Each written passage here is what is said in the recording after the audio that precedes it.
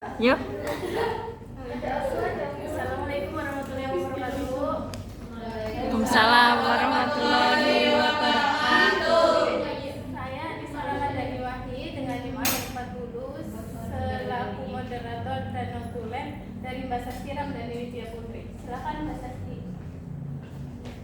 Baik, di sini saya akan mempresentasikan hasil penelitian saya yang berjudul Analisis Ketidaklancaran Berbahasa di Fluensi Anak Usia Dini dalam video TikTok Ibu Siti Sang Terapi Bicara. Selanjutnya ada abstrak. Penelitian ini mengkaji ketidaklancaran berbahasa di fluensi pada anak usia dini melalui video TikTok akun Ibu Siti Sang Terapi Bicara dengan pendekatan kualitatif, deskriptif, interpretatif, berbasis psikolinguistik.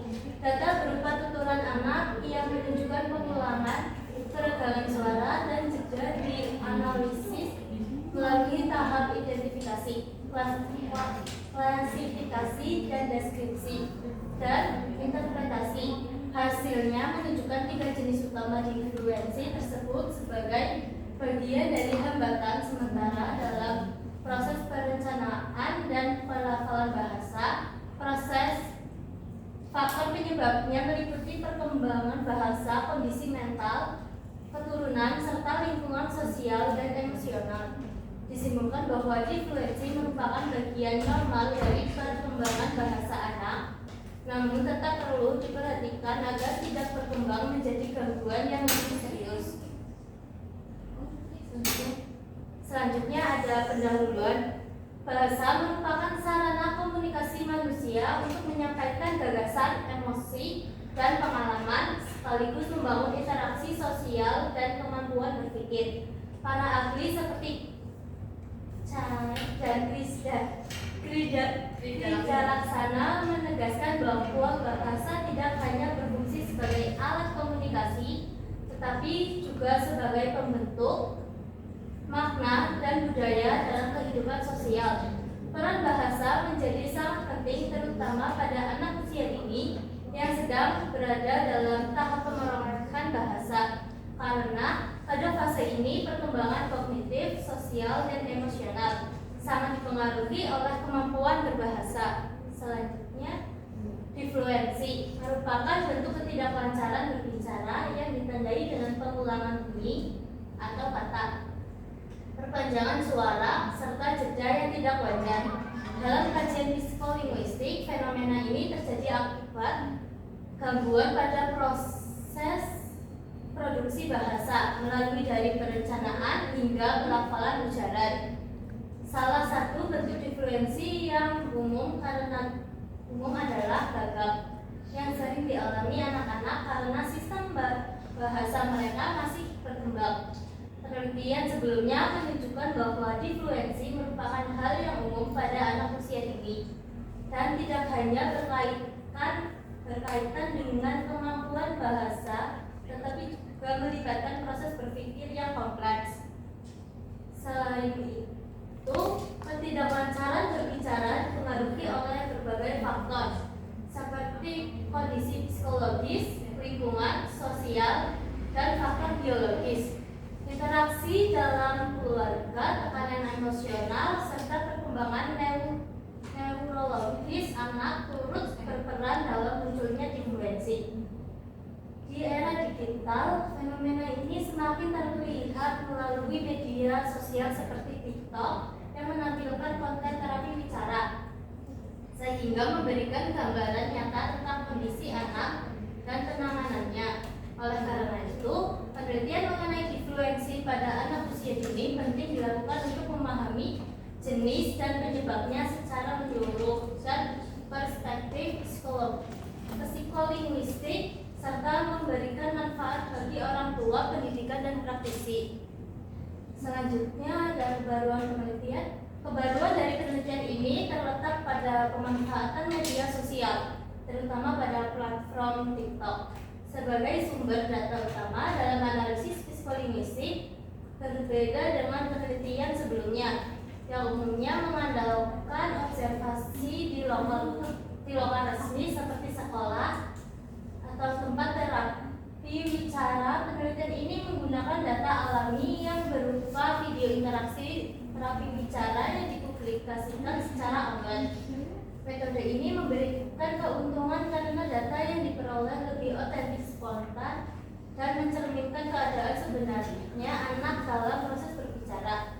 Selain itu, penelitian ini juga mengangkat konten dari akun Ibu Siti Saktiati Bicara sebagai objek studi yang hingga kini masih jarang dijadikan sumber penelitian ilmiah dalam bidang linguistik.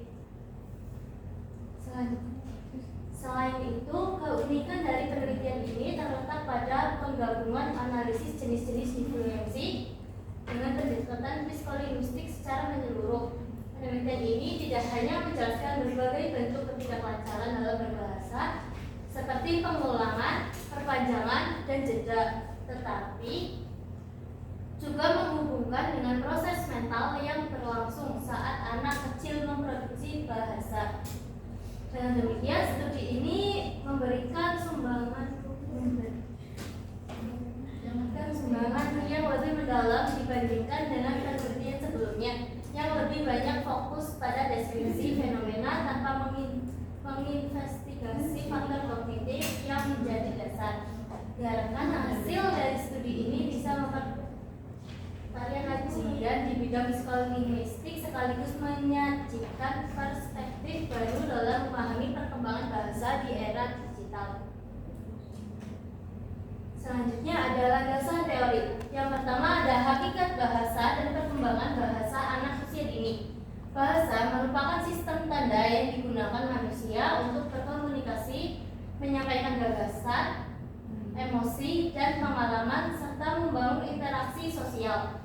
Pada anak usia dini, bahasa berkembang sangat pesat dalam masa yang disebut periode keemasan, yang berperan penting dalam perkembangan kognitif dan sosial. Bahasa juga menjadi perbedaan utama makhluk manusia dari makhluk yang lainnya, serta memungkinkan individu hidup berdampingan, berkontribusi, dan mengekspresikan diri. Oleh karena itu, kemampuan berbahasa perlu dikembangkan sejak dini karena berfungsi sebagai sarana komunikasi dan interaksi sosial yang sehat, sekaligus berperan dalam membentuk generasi yang cerdas, kritis, kreatif, dan berbudaya. Selanjutnya, yang kedua adalah influensi dalam perspektif psikolinguistik. Dalam kajian psikolinguistik, influensi terjadi akibat gangguan pada proses produksi berbahasa, meliputi perencanaan kalimat, pemilihan kosakata, pengucapan yang ada di anak-anak umumnya disebabkan oleh perkembangan sistem bahasa yang belum matang. Hambatan berbicara ini sering muncul dalam bentuk gagap, yaitu gangguan komunikasi yang ditandai dengan pengulangan bunyi, suku kata atau patah, serta jeda dan penghentian sementara saat berbicara. Gagap juga dapat dipengaruhi oleh faktor psikologis dan lebih sering dialami oleh laki-laki. Secara umum, gagap ditandai oleh ketidakkonsistenan dalam berbicara, seperti sering terhenti, mengulang suku kata awal, sehingga akhirnya dapat menyelesaikan kalimat, sehingga menimbulkan kesulitan dalam mengungkapkan ujaran secara lancar. Karakteristik dari penyandang gagap yaitu memperpanjang suara dalam sebuah kata, seperti makan, mengulang suara dan suku kata, seperti mama, memiliki jeda atau menghambat penyebutan sebuah istilah atau kata yang sama sekali tidak bisa diucapkan. Yang ketiga ada faktor-faktor penyebab stuttering atau gagap yang sering dipengaruhi oleh beberapa faktor, antara lain perkembangan anak, faktor genetik atau keturunan, gangguan pada sistem saraf, serta lingkungan keluarga dan interaksi sosial.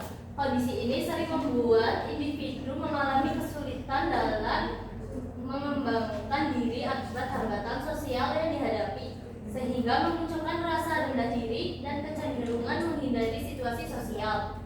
Selain itu, stigma negatif dari masyarakat turut memperburuk kondisi psikologis penyandang stuttering secara umum.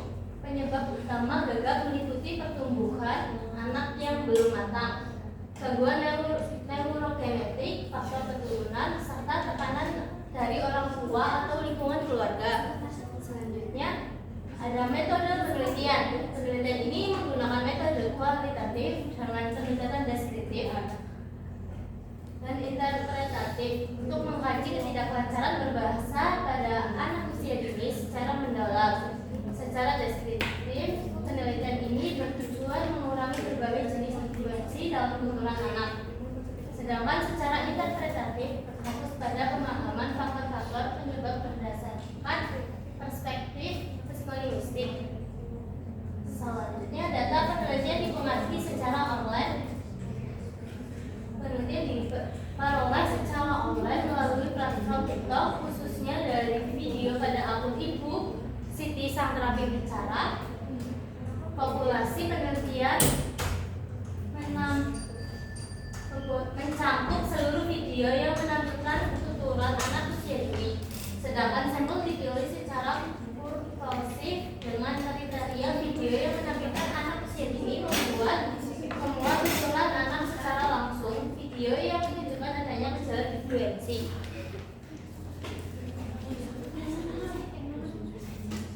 Selanjutnya, data penelitian berupa tuturan anak usia dini yang mengandung influensi seperti pengulangan, pemanjangan bunyi, dan jeda yang diperoleh dari video TikTok akun Ibu Siti Sang Terapi Bicara. Teknik pengumpulan data dilakukan melalui metode menyimak dan mencatat, yaitu dengan menonton video secara berulang, mengidentifikasi dan mentranskripsikan tuturan yang mengandung influensi, kemudian mengklarifikasikan serta mengelompokkan data berdasarkan jenisnya. Metode pengolahan data dalam penelitian ini memanfaatkan pendekatan kualitatif dan dengan tahapan-tahapan berikut: mengidentifikasi tuturan anak yang mengandung influensi, mengklarifikasi jenis influensi, pengulangan, pemanjangan, dan jeda, mendeskripsikan bentuk-bentuk influensi yang ditemukan, menafsirkan penyebab terjadinya influensi berdasarkan teori psikolinguistik, menarik kesimpulan dari hasil analisis data. Sekian dari presentasi saya. Apakah ada pertanyaan? Baik, Mbak Lela. Saya perkenalkan, nama saya Lela Persedi dan langsung juga isi bertanya, mengapa sih influensi sering terjadi pada anak usia dini dan bagaimana sih proses perkembangan bahasa? Terima kasih. Terima kasih, Mbak Lela. Sebenarnya Mbak Lela,